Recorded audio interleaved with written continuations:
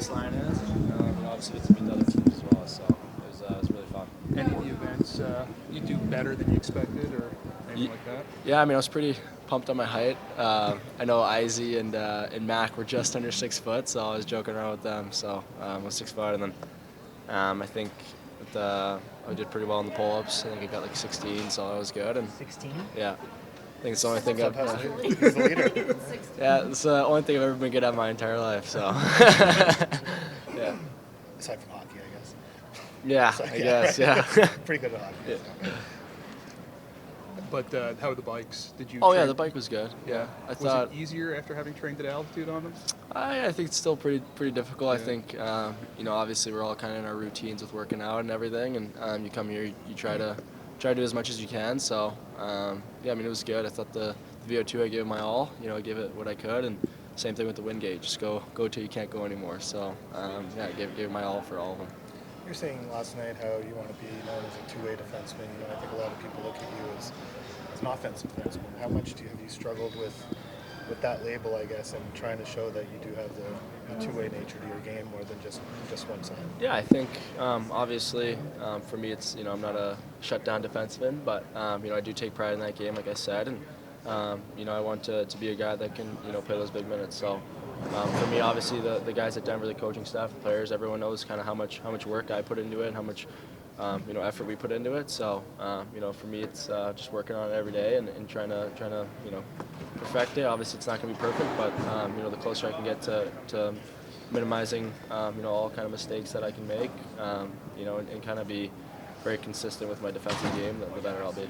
Macklin didn't want us to tell you, but he said he was blown away by how far you've come since Shattuck.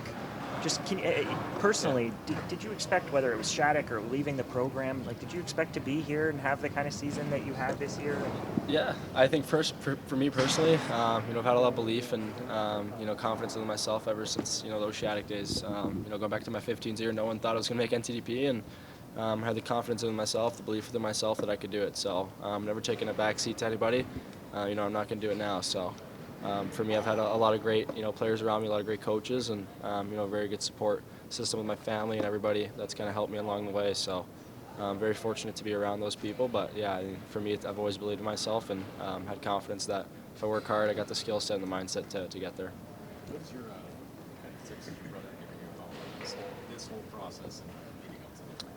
Yeah, for him, obviously he was during the COVID year, so he didn't, get to go to the combine. But he just said, he obviously went through the interview process and everything, and he said, just to be yourself. You want to go to a team that wants you for you, and you don't want to be someone else. And obviously get drafted by a team, and then you're not the same person. So for me, I'm trying to be myself, and hopefully the best version of me is good enough for a team that wants me. When you were asked about your defensive game in your own end, which aspect in particular would you like to work the most on? Is it like your board battles, net front, managing the gap? Yeah, I think it's a little bit of everything. I thought for me, like my gap control, closing plays when it gets to the blue line started to become really, really good toward the end of the year. And for me, it was to how to defend bigger, stronger guys, how to defend different kinds of players. Obviously, around the net front, I'm not the biggest guy. How to use my strengths to my advantage. So that was the biggest thing is how do I use what I'm really good at with my hockey IQ, with my sense to kind of defend bigger, stronger guys, and instead of kind of trying to out-muscle them. Do you see where the game is going and the number of defensemen that are able to exploit their offensive gifts and are given the freedom to do it? So kind of when you see that trend, are you encouraged that you don't have to shy away from that side of the game? You can show the best version of yourself on that end of the ice. For sure, yeah. I mean, I love to be creative. I love to make plays, and obviously when you're doing that, you're going to mess up sometimes. But that's the game. That's hockey. So for me, I mean, I love to be creative and try to find space for my teammates and myself. And when the puck's in my stick, I'm pretty confident that I can make a pretty good play. So for me, it's trying to add more tools to my game as well, and still trying to be an effective player offensively. Through the different coaching that you've received through in the last few years, would you say that there's something that's very American in the way that offensive defensemen are brought up? Because obviously there are offensive defensemen from every country, but it seems as though it's really ingrained in the way that it's taught in the U.S. I think for me it's different. I mean, I grew up in California, grew up playing roller hockey, and you get to see the kind of creative side of the game. So I've always wanted to be a creative player, and I played forward for a lot of my years growing up. So I thought I always kind of had that side of me, and I think that's something a lot of players kind of went through when they were younger, just playing different positions, playing offense, defense, whatever it is. And for me that was kind of the biggest thing was everything. Any chance I could try to be creative, I would do that. So with NTDP as well, they love offense there. They love they want you to try plays, they want you to be creative, and you kind of expand your game in that sense of that program. When did you become full-time defenseman?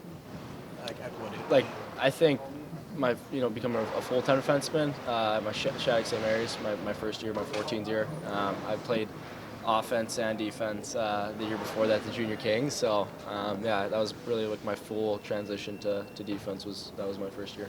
Does everybody talks about sort of the way that you shake, the shoulder fakes, the head Yeah. fakes? Does some of that come from roller hockey? Like how do you make guys miss when you're Yeah. at the top of the blue line? I think so. Obviously in roller hockey, everyone's you can't really stop that well, and there's no offside or anything. So you got your guy the entire way, and you really gotta try to beat him somehow one-on-one to kind of make a play. So that probably helped a little bit, but I think for me I feel like I'm really good at reading kind of defenders' heels and trying to work around them. So if I can just make one move and get around them, I'll try it. But I'm pretty quick and more on instinct. Yeah. Just D-man to D-man, what do you appreciate about Cole Hudson's game? Yeah, he's a stud, obviously, on the blue line. He played with us at the 18s, obviously. He played up with us, and I learned a lot from him, honestly, watching him at the blue line. He's pretty shifty, so it was awesome to see what he can do, and obviously his brother Lane, too. They're both unbelievably gifted offensively, and if I could take something from him, it'd probably be some of the head fakes he can do on the blue line. What was it like being as young as you were playing in college? There's a lot of guys that are a fair bit older playing college hockey. Yeah, honestly, didn't really feel that weird. I think for me, it felt normal. Didn't feel like. I think that's also something with Denver is, no one makes you feel younger, no one makes you feel older. It's everyone's one there. So it's an awesome program to play, and for me it didn't feel like a big adjustment or anything like that, and I felt like I was ready for it. So like I said earlier, at the NTDP you get to play college teams, you get an experience of that. So like I said, knew what to expect, and obviously there was things I needed to learn on the way, but it was like I said, pretty smooth transition, and it went pretty well. What does a 17-year-old do when it's time for frat parties? I don't know. Just hang back, I guess. Yeah. Yeah. Did you get a chance to watch much of Perec? Maybe in the Memorial Cup or something? What do you think of his game? Yeah, I obviously with social media nowadays, you kind of see things everywhere, and I thought obviously he's a really, really talented player offensively and very gifted. So he's a great kid. I just met him here, and seems like an awesome kid. So he's very, very offensive, and he's got some pretty good shot as well. So yeah, he's a great player. Did any teams take you to dinner this week? No, I didn't go to dinner. As were you from California, have you ever thought that the Ducks talk to you at all? Oh yeah, they did. Would that be something that you would be able to be drafted in the home state? Yeah, I think that'd be awesome. Obviously grew up playing in that area, and watching the Ducks and the Kings and all that. So I think my family would be pretty pumped. My brother would be super jealous, and it'd be cool. In Columbus, did they talk to you as well? Yeah. Do you remember anything from that meeting in particular? Yeah, I thought it was a good meeting. I thought we just get to know me, get to know them, and I thought it went pretty well. So it was kind of good. It wasn't too crazy, but it was good. Did you get like second interviews with some team, even though you didn't go to restaurants and stuff, but some extra? I thought all my interviews were really good. I thought leaving every interview I felt really good. So I didn't get any second ones or anything like that, but I felt really good leaving every interview. So it didn't really matter to me. Are you okay with sharing the significance of your tattoo? Oh yeah, it's a little dry right now. I forgot to put lotion on it, but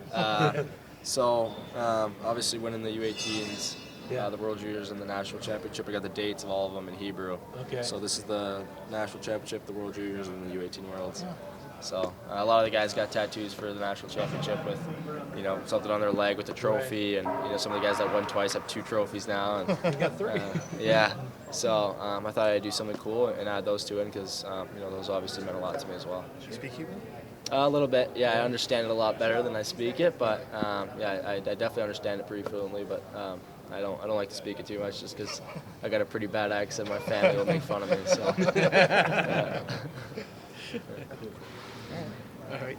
Thanks, Eve. Yeah, Thanks, yeah, Steve. no Mom and problem. Dad were cool with you getting the tattoo? Sorry? Mom and Dad were cool with Yeah, it? there are. I mean, obviously. I know that there's I'm Jewish, so I know yeah. you can't get buried in a Jewish Yeah, cemetery. My exactly. parents always said that to me. Yeah, they said it to me too, but we have some family members in Israel who got tattoos. So Oh, okay. I said, you know what, Mom, if they're getting it and they're in Israel, I'm getting one. So Fair enough. she freaked out a little bit when she saw it. She was like, I thought it was supposed to be half your arm. I was like, it is exactly half my arm. You know, so that's pretty funny. Yeah. Should I get one too? I don't know. I think he's too scared. Yeah, I'm a little bit more nails than he is. When you got to Denver, what was it like skating a mile up? Like when you got, I mean, going from California to the mountains. It's tough, yeah. You definitely feel it right away for sure. I think you get a little bit more, I guess, like, it just hits you out of nowhere. Like, that's the best way I kind of explain it. Like, you feel like you're fine, then you get back to the bench and you can't breathe. So, yeah, I mean, we do obviously, really hard training there, and Matt Shaw's an unbelievable trainer, and definitely gets us in shape for the season to come. So when you first get there, you're pretty winded, but after you spend a couple weeks there, you feel great. How long did it take you to get acclimated?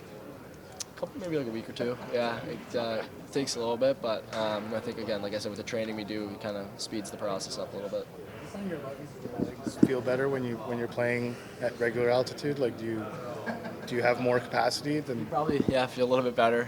For sure, I think that's an advantage we do have, and so you definitely feel a little bit better when you travel somewhere with kind of a normal altitude. So, training there, playing games and everything, it feels normal, but then you can definitely kind of feel it a little bit, when you're playing somewhere else.